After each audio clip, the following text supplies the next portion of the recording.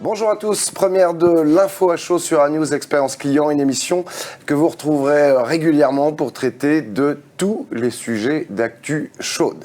Il est frais, mon poisson, il est frais, comme dirait Ordre Alphabetix, le poissonnier du village d'Astérix.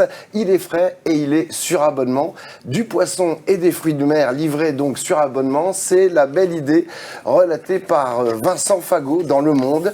L'entreprise Poiscaille vient de lever 8 millions d'euros et vend du poisson et des fruits de mer à des clients qui sont abonnés. Livraison en 72 heures maximum après la sortie de l'eau. Poiscaille compte déjà 21 000 clients, 80 000 sont prévus d'ici 2026. C'est donc un exemple de ces nouvelles formes d'abonnement dont nous allons parler aujourd'hui. Marché qui vit une véritable révolution. Et pour le baptême de cette émission, nous avons choisi pour parrain Sébastien Imbert, CMO Microsoft France. Bonjour Sébastien. Bonjour Alexandre. Merci d'être sur notre plateau, on est ravis de vous avoir. Alors, c'est un marché, une solution de relations clients qui explose. Mais est-ce que, juste avant d'en parler plus en détail, on pourrait en faire ensemble un cours historique de l'abonnement? Car moi, j'en suis resté à mon abonnement maison et travaux. Oui. C'était un peu l'origine. C'est un peu l'origine. Abonnement à un magazine, abonnement à un journal, abonnement à une salle de gym, abonnement à divers services. Ouais. Et ça, c'était tout ce qui se passait avant les années 2000, 2010.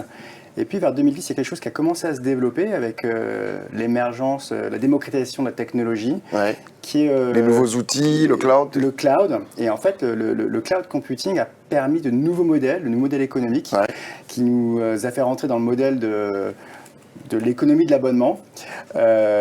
Et cette approche technologique a progressivement accéléré des changements sociologiques. Ouais. Aussi, puisque progressivement, on va parler d'uberisation, etc., entre 2005 et 2010, des modèles qui ont commencé à apparaître et qui se sont accélérés, où finalement, notamment les jeunes consommateurs sont entrés dans une logique moins de propriété, mais d'usage. Les jeunes sont un peu moins désireux d'avoir quelque chose en tant que tel, ouais, et plus de louer, ouais, parce qu'il y a une facilité d'accès et d'immédiateté qui est un peu plus simple. Ouais. Et donc, on voit une accélération à ce niveau-là. Et dans le domaine, par exemple, de la tech, il y a eu des exemples assez emblématiques. Par exemple, un des premiers acteurs, un des premiers éditeurs à passer au modèle de l'abonnement est Adobe. Avec l'Adobe Creative Cloud. Et au début, ils ont été très décriés. Ouais. En 2012-2013, enfin décriés. Il y a eu des questionnements qui se sont posés. 5 ans après, quand on a vu l'évolution de leur croissance et de leur marge, ils avaient initié un très bon modèle du côté des éditeurs de logiciels. Ouais. Et nous, de notre côté, typiquement, c'est quelque chose qu'on a commencé à vraiment accélérer dans ces années-là, on parle de 2014, avec l'arrivée de notre nouveau CEO, Satya Nadella. Est-ce que le client a vite adhéré à ce nouveau système d'abonnement, ou est-ce que ça a mis un certain temps quand même à rentrer dans les mœurs? Alors, on va prendre là l'aspect un peu économique. Ouais. Entre 2012 et 2019, le marché de l'abonnement a augmenté d'à peu près 300%. Ah oui. Et UBS a indiqué que c'est un marché qui, d'ici à 2025, devrait atteindre 1500 milliards avec une croissance annuelle moyenne de l'ordre de 20%. Donc, forcément, il y a une demande, il y a un usage qui s'est totalement généralisé, quels que soient les secteurs. En fait, toutes les compagnies sont devenues des tech companies et 75% des entreprises qui indiquent, qui vendent directement à des clients ont déjà activé des projets d'abonnement. Donc c'est quelque chose qui est en train de se généraliser. En lien avec la technologie qui permet de le faire aujourd'hui. C'était assez compliqué de l'opérer. Et puis, notamment le Covid a accéléré un certain nombre de choses, parce qu'il faut avoir le courage de changer son business model. Certaines entreprises l'ont fait, notamment dans la tech, depuis un certain temps, mais il faut changer des modèles, des business models, faut changer des gouvernances ou les faire évoluer, des modèles de prix. Donc c'est une nouvelle philosophie quelque part. Il faut être assez courageux pour le faire, mais quand on le fait bien, visiblement ça fonctionne bien pour certains. Alors, on va donner certains exemples parce que vous soyez des acteurs de l'expérience client ou tout simplement des consommateurs qui nous regardaient, on n'est peut-être pas au courant de tous ces exemples qui existent et ils sont pléthores aujourd'hui. Beaucoup d'entreprises ont innové avec de nouveaux types d'abonnements. On a entendu récemment la chaîne de restaurants italiens Del Arte qui a testé l'abonnement à la pizza pour fidéliser et rajeunir, entre autres pour les étudiants. Kiabi qui teste l'abonnement pour la location de vêtements. Est-ce que vous avez d'autres exemples significatifs, Sébastien ? J'en ai un qui est très récent, qui va être d'actualité le 16 novembre, par exemple, Petit Bateau. Ouais. J'ai une fille donc, qui est assez jeune, donc j'étais client, je suis toujours client de Petit Bateau. Ils vont lancer un pop-up store le 16 novembre et en même temps activer de la vente en ligne pour les 0-2 ans, enfin de la vente en ligne, de la vente sous forme d'abonnement, de location de kits, parce qu'il y a beaucoup d'habits qu'on change quand on a un jeune Bien sûr, je sais ce que c'est. Et c'est super intéressant parce que derrière il y a également cette logique d'économie circulaire, de pouvoir recycler ou de redistribuer ce qui a été utilisé. Et donc, Kiabi le fait. C'est très intelligent dans ce cas de figure, puisqu'on sait que quand on a des enfants en bas âge, tous les 3 ou 4 mois, l'habit, il faut le revendre ou le donner. On est d'accord. C'est après, vers 14-15 ans, que ça commence à se figer. Donc, c'est très intelligent. D'autres exemples, on parle actuellement beaucoup avec le rachat de Twitter par Elon Musk de cet abonnement. Beaucoup de gens se posent cette question, savoir si ça va marcher. C'est l'exemple emblématique du compte certifié à $8 par mois. C'est ça. Donc, tout le monde parle actuellement. Est-ce que ça va marcher ? Point d'interrogation, mais l'approche a déjà fait ses preuves. Elle a fonctionné sur de très nombreux services en ligne. Là, c'est un service qui comporte plusieurs centaines de millions de membres, donc on va voir, mais je comprends totalement la démarche, dans une logique où également, le fait de certifier quelqu'un, normalement, légitime la production, la diffusion de l'information. Et donc, si derrière, il y a un vrai souhait, une vraie politique d'informations vérifiées pour éviter de l'infox, de la fake news ou quel que soit le nom qu'on utilise. C'est la question qu'on se pose actuellement d'ailleurs. Ce sera sans doute un cercle vertueux. Ouais. Et personne sera peut-être prêt à payer pour être certifié, pour être source d'informations plus fiables. Donc à voir, très intéressant. Et il y a d'autres modèles également qui sont... Je vais prendre LinkedIn par exemple, où je vais y accéder gratuitement. Donc, je peux bénéficier d'un certain nombre de services en payant avec LinkedIn Premium pour avoir options en plus d'options et plus de fonctionnalités. Et c'est un service également qui marche aujourd'hui très très bien. Et puis je ne le savais pas, mais en préparant cette émission, j'ai découvert que je pouvais m'abonner pour ma Porsche, pour éventuellement ma montre de marque Breitling, et aussi pour, lorsque je travaille au bureau ou de chez moi, chez HP, avec des cartouches, des imprimantes, etc. Et puis on a ce cas de figure qui nous rapproche de Kiabi, puisque c'est la même maison, Decathlon, qui a souhaité passer à l'abonnement sur certains de ses produits, afin d'allonger la durée de vie de ces produits. Il y a aussi une notion pas seulement d'économie, mais aussi d'écologie. Réduire leur empreinte carbone. C'est le cas pour les vélos pour enfants, le matériel de golf, les bancs de musculation et d'autres produits à venir a priori. Absolument. Et en fait, ça paraît assez implicite et naturel de se dire j'ai un bien d'équipement qui va durer un certain temps. Une fois que j'ai fini d'utiliser, plutôt que de le jeter à la poubelle, je vais le remettre dans un circuit économique. Techniquement, c'est assez compliqué à faire. Et ce qui est intéressant, c'est qu'avec également l'essor de l'économie du SaaS, du software as a service, on voit des plateformes qui permettent de faciliter pour des marques, notamment des marques de biens de grand public, d'avoir ce type de plateforme qui va aller de la gestion des stocks à la capacité de pouvoir proposer des modèles d'abonnement, de location, etc. en marque blanche. Donc je pense par exemple à une marque comme Lizzy, un service comme Lizzy qui permet de gérer complètement l'intégralité de la logique d'économie circulaire pour des marques. Et c'est en train de totalement d'exploser. Donc par exemple avec Lizzy, si je suis un fabricant de robes de luxe, ma robe qui coûte 100, je vais pouvoir la louer 100 fois 50 par exemple. D'accord, donc effectivement... Il y a aussi des logiques économiques qui sont intéressantes derrière. Extrêmement intéressant. À ce propos, comment s'est développé ce nouveau modèle chez Microsoft? Alors, ça fait longtemps qu'on est sur le marché du cloud, mais il y a eu un véritable accélérateur parce que c'est quand même une affaire d'hommes et de femmes et de capacité à remettre en cause les business models. Ouais. Et on a eu un nouveau CEO qui est arrivé en 2014, Satya Nadella.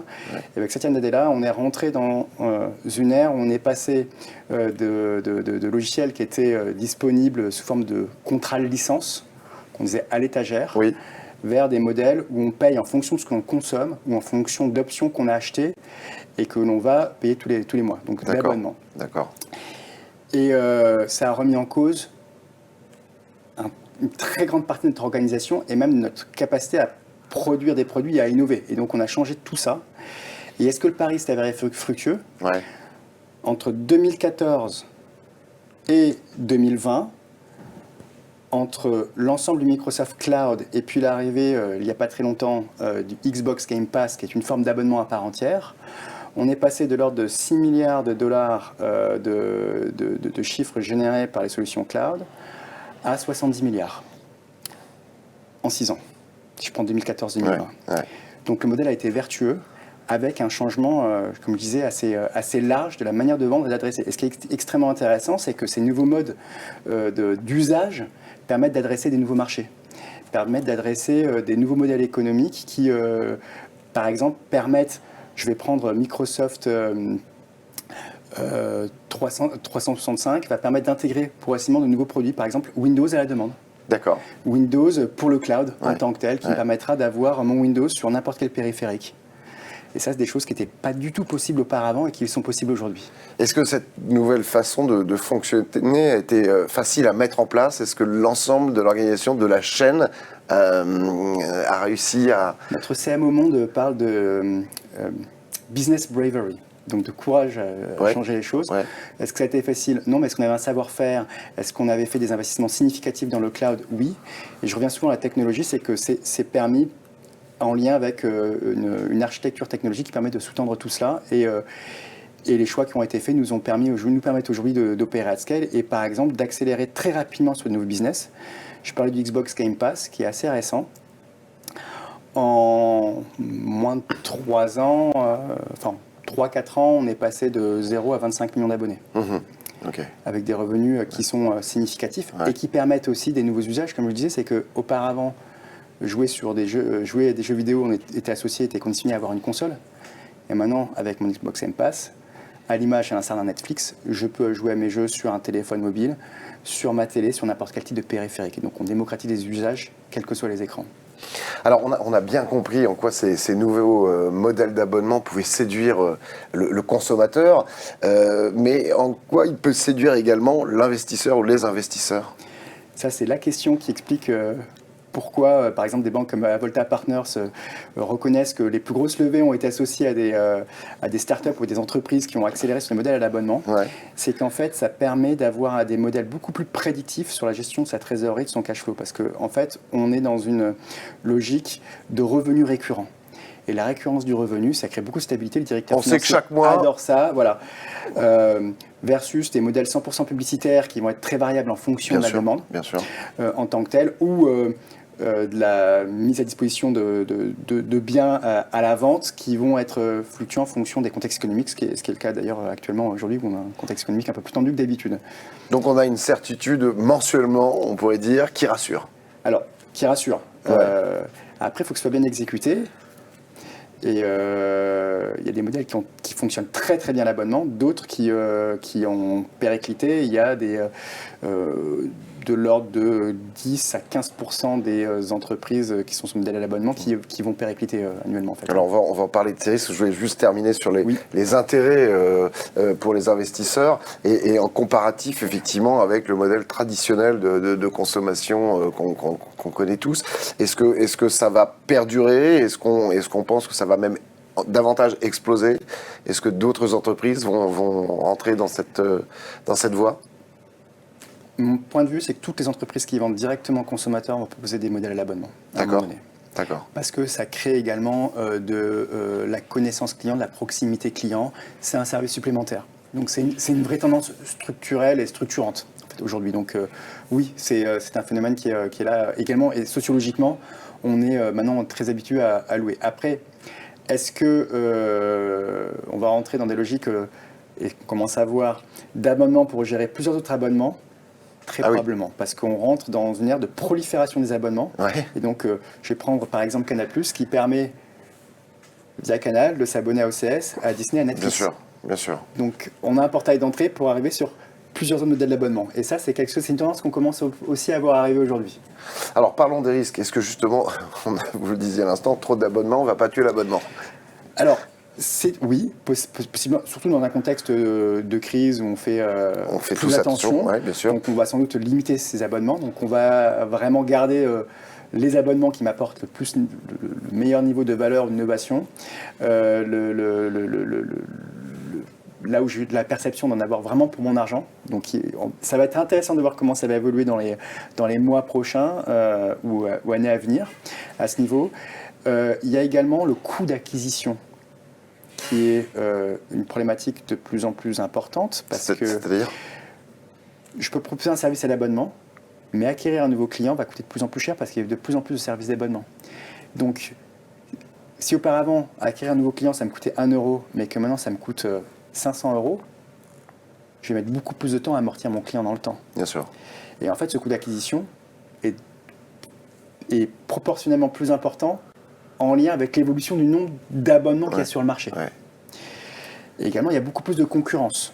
Donc, c'est un risque. Donc, c'est ceux qui vont avoir des services renouvelés, des fonctionnalités renouvelées fréquemment qui vont et qui devraient se maintenir. Donc, ces logiques de coût d'acquisition sont vraiment importantes. Et l'autre point qui n'est pas évident, et qui est quelque chose qui arrive de très, très, très près par toutes les boîtes qui font de l'abonnement ou des personnes qui ont investi dans des boîtes d'abonnement, c'est ce qu'on appelle le churn. C'est-à-dire que si je fais de l'acquisition à un prix élevé d'un client et qu'au bout de 3 mois, il me quitte, je perds encore plus d'argent sur le coût d'acquisition de ce client-là. Bien sûr.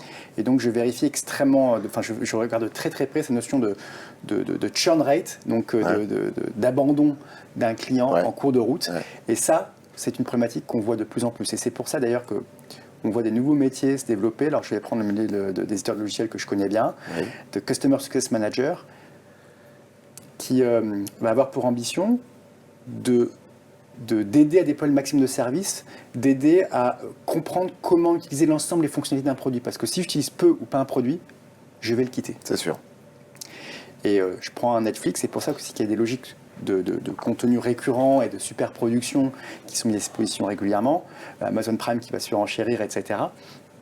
Parce que c'est une manière de créer un retour sur la plateforme et un rendez-vous. Et ça c'est vraiment le point qui est un des risques, c'est d'avoir des gros taux de churn aujourd'hui et c'est un des facteurs qui fait qu'une entreprise dans le domaine de l'abonnement va péricliter. Est-ce qu'on peut fidéliser avec, parmi ces propositions dans ces abonnements, un pilier très très fort, peut-être plus fort que les autres? Je prends l'exemple d'Amazon, vous le citiez à l'instant. Moi, je suis abonné à Amazon Prime, qui a augmenté ses prix récemment. Je me suis posé la question de savoir si j'allais résilier ou pas. Je ne l'ai pas fait uniquement parce que le service de livraison est extraordinaire. Par contre, le service de vidéo à la demande n'est pas très bon en comparaison aux autres. Est-ce que ça peut aider une entreprise? Donc, typiquement, ils ont annoncé qu'ils étendaient leur catalogue de musique jusqu'à 100 millions de titres. Oui. Donc en fait, avec mon abonnement Amazon Prime, je vais avoir plus de services. D'accord. Et côté Netflix, ce qui est intéressant, en partenariat avec Microsoft d'ailleurs, ils sont dit on va continuer à développer notre base d'abonnés parce qu'il y a eu après le Covid un petit moment de baisse. Oui. Dans cette logique d'un marché où il y a une prolifération des abonnements, est-ce que je suis prêt à continuer à payer par exemple $14 par mois Netflix ou euros Pas forcément tout le monde. Donc je vais offrir un service en freemium ou un petit peu modifié, où je vais payer moins cher, par exemple €6,99, mais avec de la publicité. Et ça, c'est des modèles qu'on va voir probablement se développer dans le futur. Alors, vous le disiez à l'instant, le Covid a propulsé cela. Depuis, on sent un léger coup de frein quand même, et ça a été le cas d'ailleurs pour les services de vidéo à la demande dont on vient de parler. Et on peut parler aussi de l'exemple de Brut. Brut qui est en difficulté, son service d'abonnement qui visait des millions d'abonnés en compte seulement 80 à 100 000, entre guillemets seulement. Est-ce que là aussi, c'est un exemple des risques ? Alors, je ne connais pas en détail le business model de Brut, Ouais. mais qui repose également sur des investissements publicitaires. Exact. Avec une éditoriale qui est très forte, très précise, qui est excellente d'ailleurs, mais Ouais. qui repose sur des investissements publicitaires et pas sur l'abonnement en tant que tel. Et donc, je vais prendre un à contrario, le New York Times, qui va extrêmement bien, qui a une logique sur du développement d'abonnements à très grande échelle, en lien également avec du développement d'événementiel et de sources de revenus complémentaires alternatifs, qui a contribué à en faire un des médias les plus rentables du monde aujourd'hui. Et donc, c'est là où avoir des vraies logiques d'abonnement très fortes peut contribuer à minimiser, quand c'est bien fait et qu'on a une proposition de valeur très claire, des aléas liés à des baisses publicitaires importantes. Ce qui est le cas actuellement, ce qu'on observe sur le marché. D'accord. Pour terminer, quel futur justement pour ces nouveaux modèles ? Quelles évolutions peut-on attendre dans les 3-4 années à venir ?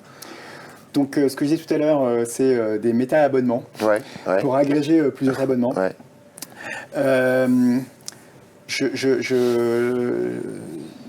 Des abonnements aussi, il y aura de plus en plus de prédictifs. C'est par exemple, si j'achète un certain type de bien, Ouais. sous forme d'abonnement. Par exemple, il y a des kits je vais prendre des bouteilles de vin, par exemple. Ouais. Eh ben, il y a des services qui existent comme ça, mais en fonction de mes préférences, le système s'améliorera de plus en plus pour proposer le type de bouteille qui m'intéresse, qui me plaît. Donc, un rôle de l'IA, de l'analyse, du machine learning qui permettra de faire des services de plus en plus personnalisés, avant même que moi j'en exprime le souhait. C'est en lien avec mon analyse de consommation et de ce que je fais. En fonction de ce que vous aurez déjà bu, voilà. Il va affiner pour être au plus proche de ce que vous aimez. Et donc ça, c'est une grosse tendance en lien avec le développement de l'IA et du machine learning. Bien sûr, nouvelle technologie. Merci beaucoup Sébastien Vert. Merci Alexandre. D'être venu sur notre plateau d'A-News Expérience Client. Merci à la Dream Team Agora, à la production et réalisation de cette émission. Benjamin Souhaité, bien évidemment. À très vite. En attendant, prenez soin de vous. Ciao.